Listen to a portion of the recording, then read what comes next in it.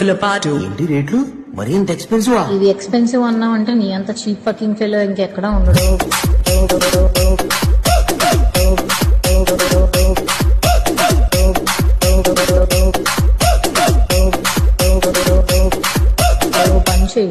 నువ్వు గట్టిగా ఫోకస్ చేయాలన్న కెరియర్ మీద. ఆ ఒక్క మాటతో లేచి 2 జేబుల్లో చేతులు పెట్టుకుని నడుచుకుంటూ వెళ్ళిపోతున్నాను. నేను ఎక్కడికి వెళ్తాను కూడా నాకు తెలియదు.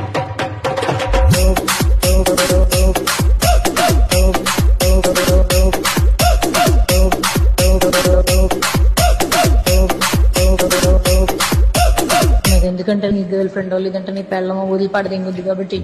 పెద్ద మాట అన్నాడు సరాడు.